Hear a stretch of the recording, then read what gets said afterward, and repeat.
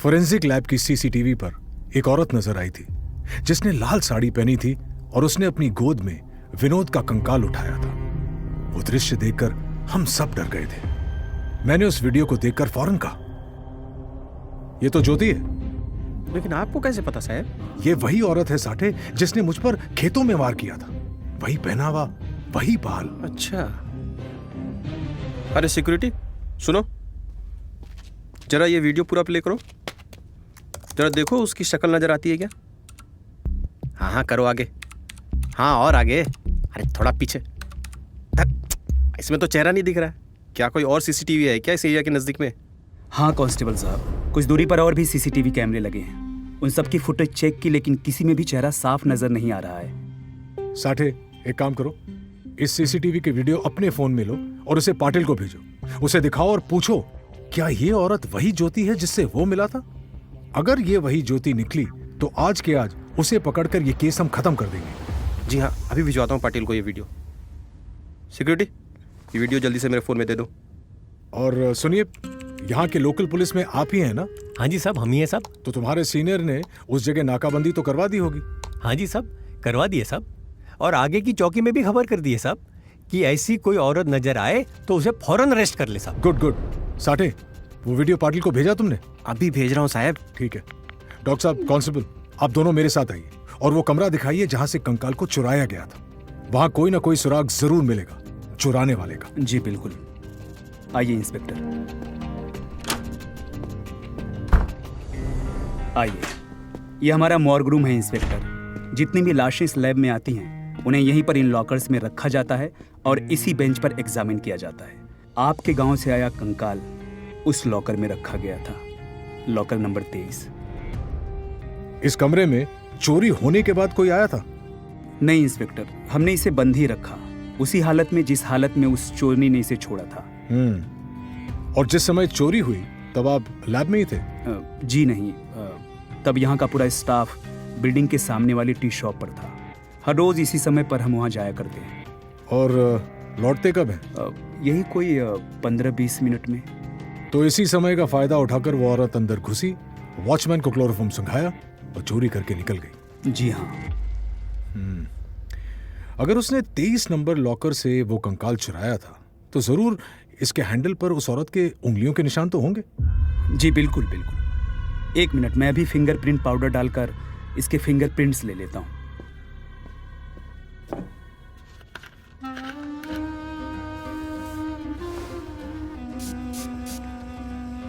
अरे इंस्पेक्टर, यहाँ तो कोई फिंगरप्रिंट नहीं है और सीसीटीवी में भी साफ दिख रहा था कि उसने कोई ग्लव्स नहीं पहने।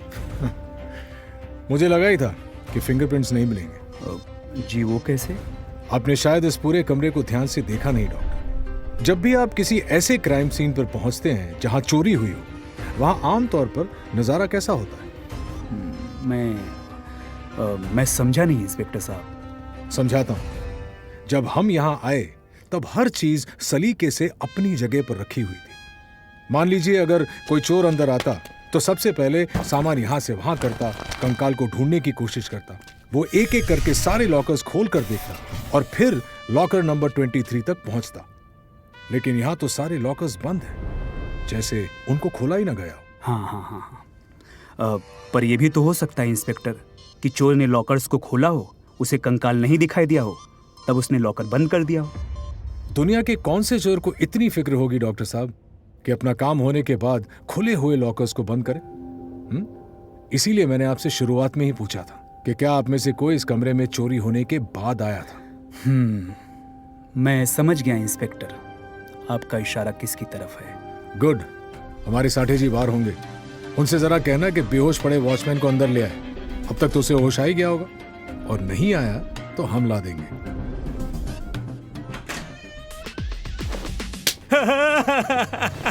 मुझे क्यों मार रहे हो सर? अरे मैंने क्या किया है? तुमने ही उस औरत के लिए मॉर्ग का दरवाजा खोला था ना, तो बताओ क्या लगती है वो तुम्हारी? नहीं सर, ये आप क्या बोल रहे हैं?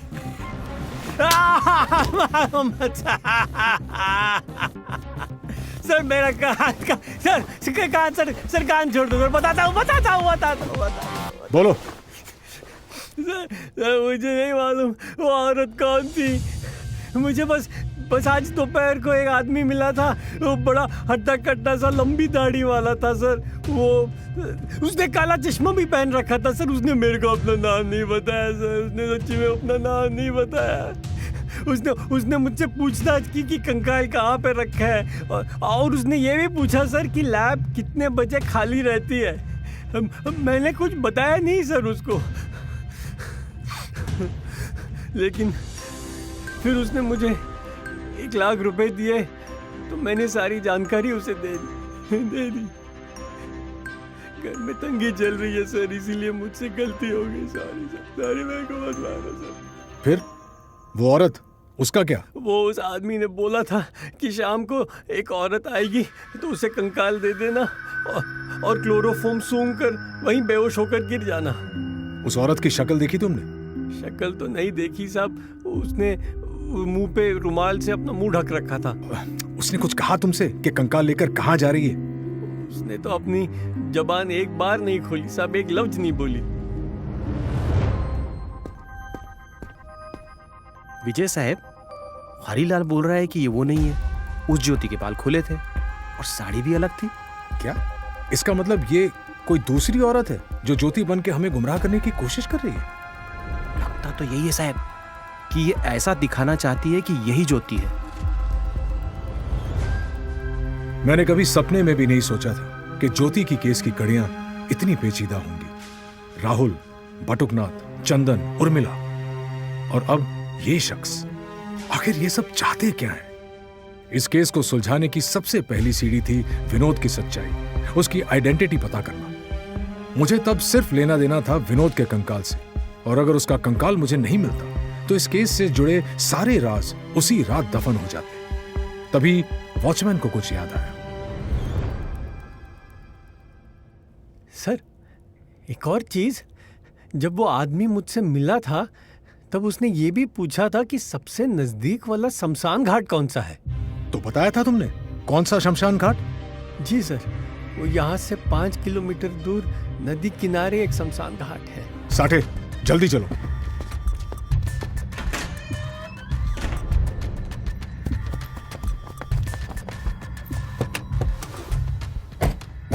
साहब, कंकाल को चोरी हुए करीब 1.5 घंटे से ऊपर हो गया है। क्या अब तक कंकाल वहीं होगा? आपको क्या लगता है साहब? इस समय मैं कुछ सोचने समझने के मूड में नहीं हूं साठे। हे प्रभु, हमारी मदद कर। बस अब एक ही तरीका है इस मुश्किल से निकलने का, कि बस उस विनोद की आत्मा को मुक्ति मत देना। कुछ ही देर में मैं और साठे उस शमशान घाट के बाहर पहुंच गए। हमारी गाड़ी शमशान घाट के ठीक पीछे लगाई थी ताकि वो किसी को भी नजर ना आए। मैं और साठे धीरे धीरे झाड़ियों से होते हुए चुपके चुपके उस शमशान घाट के कंपाउंड से सटकर आगे बढ़ने लगे। कंपाउंड के बीच की गैप से मुझे एक जलती हुई चिता नजर आई। मैं घबरा गया कि कहीं वो विनोद के कंकाल की चिता तो नहीं। इसीलिए मैंने वहीं उस पतरे के कंपाउंड को अंदर की ओर मोड़ दिया और वहां से अंदर घुस गया तो देखा कि वहां किसी की चिता पहले से जल रही थी।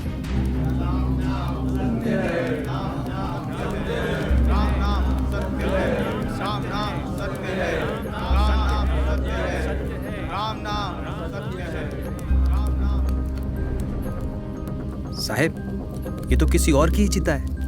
वो ज्योति तो यहाँ दिख ही नहीं रही है। यहीं कहीं होगी, ढूंढो उसे।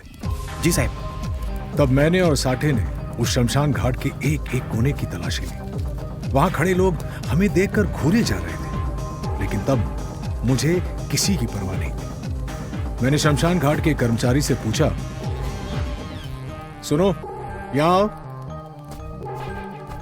यहां पर तुमने किसी औरत को आते देखा जिसने लाल साड़ी पहनी थी?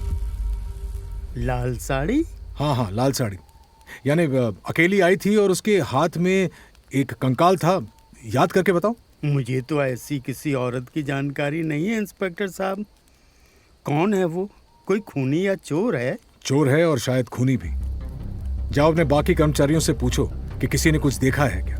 वो यहाँ एक कंकाल जलाने आई थी। क्या? कंकाल को जलाने? लेकिन क्यों? अरे साहब, वो देखिए। क्या देखिए? वो कहाँ है? नहीं सर, वहाँ उस चिता के नीचे देखिए। हे भगवान! उस कर्मचारी के कहने पर उस चिता के आसपास की भीड़ को मैंने हटाया और देखा कि उस जलती हुई चिता के नीचे विनोद का कंकाल रखा हुआ था, ताकि उस लाश के साथ विनोद का कंकाल भी भस्म हो जाए। मैंने फौरन उस कर्मचारी से कहा, ए सुनो, जल्दी से फायर एक्सटिंग्विशर लेकर आओ अभी। पर साहब ये जलती हुई चिता। जो मैं कह रहा हूं वैसा करो।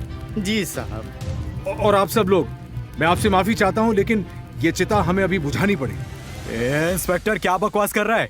ये हमारे पिताजी की चिता है। इसे हाथ भी लगा तो तुम्हें नौकरी से सस्पेंड करवा दूंगा मैं। देखिए, मैं आपकी व्यथा समझता हूं, लेकिन आप खुद देखिए, इस चिता के नीचे ये कंकाल रखा हुआ है। इसे हमें फौरन रिकवर करना होगा। अरे ये किसने रख दिया? अरे सुनो इंस्पेक्टर, यहाँ चाहे जो भी हो, हम ये चिता बुझने नहीं देंगे। अगर आप ये चिता नहीं बुझने देंगे तो बहुत बड़ा अपशगुन हो जाएगा। साठे, क्या बकवास कर रहे हो? जो सच है वही कह रहा हूँ। ये कंकाल किसी आम इंसान का नहीं, किसी पापी पाखंडी का है, जिसने न जाने कितने पाप किए हैं। अगर इसको और आपके पिताजी को एक साथ भस्म किया गया तो कहीं उस पापी का पाप आपके पिताजी की आत्मा को ना लग जाए और कहीं उनकी आत्मा तड़पती ना रहे। अरे लेकिन ये तो गलत है। यहाँ कंकाल रखा किसने? जरूर आपके किसी दुश्मन ने रखा होगा, जो नहीं चाहता कि आपके पिताजी की आत्मा को शांति मिले। लेकिन जलती हुई चिता को अधूरा छोड़ना पाप नहीं होगा। विजय साहब, लगता है ये नहीं चाहते कि इनके पिताजी की आत्मा को शांति मिले। चलिए चलते हैं यहाँ से। अरे रुको हवलदार, बुझा दो और लेकर जाओ इस मनहूस कंकाल को यहाँ से। ठीक है, जैसा आप कहे। अरे ओ, चलो बुझा दो चिता को। अरे पानी लेके आओ, जल्दी आओ आओ, चलो बुझाओ इसको। आखिर साठे की तरकीब काम कर ही गई। वो शायद एक जाबाज पुलिस कर्मचारी ना हो, लेकिन लोगों की संवेदनाएं भली भांति समझता है। साठे के कारण हम विनोद के उस कंकाल को बरामद कर पाए। और इस सब में एक और चीज हमें समझ में आई कि वो औरत और आदमी जो भी थे, वो नहीं चाहते थे कि हम विनोद के कातिलों तक पहुंचे, या फिर ये कि शायद वही दोनों विनोद के कातिल थे। जय हनुमान ज्ञान गुण सागर, जय कपीशति लोक उजागर, रामदूत अतुलित बलधाम, अंजनी पुत्र पवन सुत नाम। ये लीजिए साहब। क्या है ये? प्रसाद है साहब। आज शनिवार है ना, तो सुबह हनुमान मंदिर गया था। कल के वाक्य के बाद तो मुझे नींद ही नहीं आई। अरे तुम्हारी वजह से ही तो वो कंकाल बरामद कर पाए हम साठे। अब तुम्हें डरने की क्या बात है साहब? हमने एक लाश को जलने से रोका है। ये पाप नहीं तो क्या है? लेकिन कंकाल को निकालने के बाद तो अंतिम क्रिया पूरी हो गई होगी ना? वो मुझे नहीं पता, लेकिन ऐसी विधि में विघ्न डालना सही बात नहीं है। आप तो भगवान में बिल्कुल विश्वास नहीं रखते ना साहब। भगवान में विश्वास करने से क्या होगा साठे? क्या भगवान में विश्वास रखने वालों की मौत नहीं होती, या फिर उसकी जिंदगी हमेशा खुशियों से भरी रहती है? तीर्थ यात्रा पे जाने वाले सवारियों के भी एक्सीडेंट होते हैं ना साठे? लेकिन संसार में सारे चमत्कार भगवान ही कराते हैं साहब। देखना, एक न एक दिन आपको भी उनकी चमत्कार के दर्शन होंगे, फिर आप भी भगवान में विश्वास करने लगेंगे। हेलो, समस्तीपुर थाना जी बोल रहा हूं। अच्छा, ओ आई श्योर, ठीक है। और डॉक्टर प्रेरणा, क्या उन्हें होश आया? अच्छा, कोई नहीं, थैंक यू। क्या हुआ साहब? किसका फोन था? फॉरेंसिक से था। विनोद के पिता और उस कंकाल का डीएनए मैच हो गया। अरे वाह, ये तो बहुत अच्छी बात है। तो मतलब हम विनोद के मौत के केस को रीओपन कर सकते हैं। देखा, मैंने कहा था ना, भगवान का चमत्कार। हनुमान जी का प्रसाद खाते ही गुड न्यूज मिल गई। लेकिन आपका चेहरा क्यों इतना उतरा हुआ है? डॉक्टर प्रेरणा की वजह से साठे। डॉक्टर ने अभी मुझे बताया, उसके सर पर जो वार हुआ था, उसकी वजह से वो कोमा में चली गई है।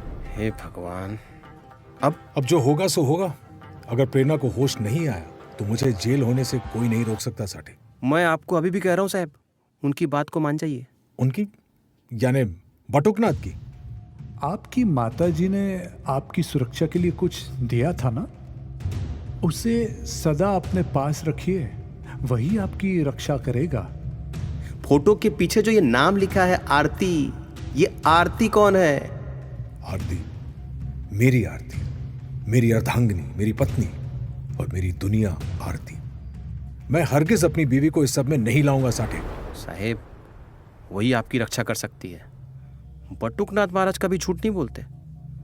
उन्होंने कहा है तो जरूर कोई गहरा मतलब होगा उनकी बातों का। बस साठे, मुझे इस बारे में और कोई बात नहीं करनी। अभी चलो जल्दी, हमें अपने सरपंच जी और उनके होनहार बेटे चंदन के दर्शन करने।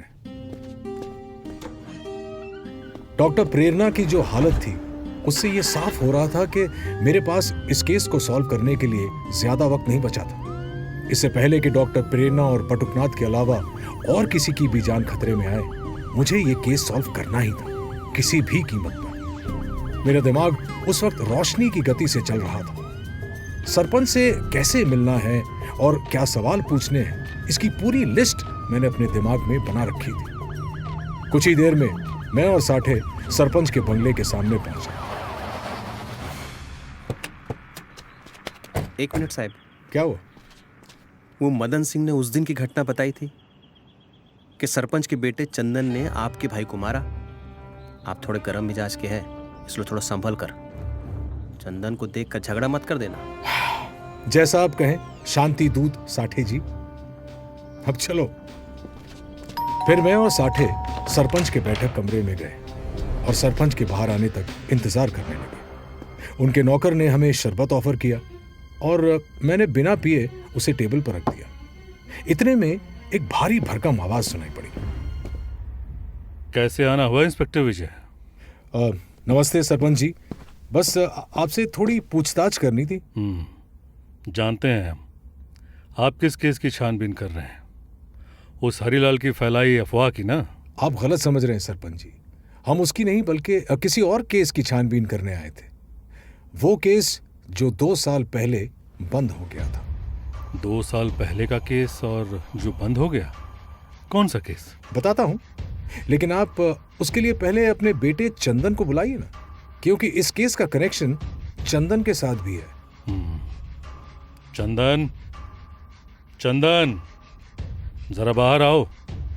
इंस्पेक्टर साहब तुमसे मिलने आए। आया डैडी। हेलो इंस्पेक्टर विजय, मैं चंदन, कैसे हेल्प कर सकता हूँ आपकी? तुमसे मिलने की बहुत तमन्ना थी मेरी, जरा हाथ तो मिलाओ। शौक से। जरा धीरे से इंस्पेक्टर। अब बताइए इंस्पेक्टर साहब, कौन सी केस की बात कर रहे हैं आप? आपके अकाउंटेंट विनोद की गुमशुदगी का केस। उसकी लाश बरामद हुई है और वो भी हरीलाल के खेत से। व्हाट नॉनसेंस इंस्पेक्टर, कोरी बकवासी है। आप जैसे एक्सपीरियंस ऑफिसर भी हरीलाल की बातों में आ गए। मैं किसी की बातों में नहीं आता मिस्टर चंदन। उस कंकाल का डीएनए मैच हो गया है विनोद के पिता के साथ। ये कैसे मुमकिन है? विनोद की मौत तो बस दुर्घटना में हुई थी ना? बिल्कुल सही कहा आपने, उसी बस दुर्घटना में जहां से एक भी डेड बॉडी रिकवर नहीं हुई थी। मतलब विनोद कभी उस बस में गया ही नहीं? तो क्या विनोद के कंकाल के पास से वो 50 लाख भी बरामद हुए जो विनोद ने हमारे यहां से चुराए थे? 50 लाख? हाँ, उस रात से इस घर से 50 लाख रुपए गायब है, उस तिजोरी से जिसकी चाबी विनोद के पास हुआ करती थी। और इतना ही नहीं, पहले भी विनोद हमें ब्लैकमेल कर चुका है और उसे 6 महीने की जेल भी हुई थी। सरपंच से विनोद की ये काली सच्चाई सुनकर मैं दंग रह गया था।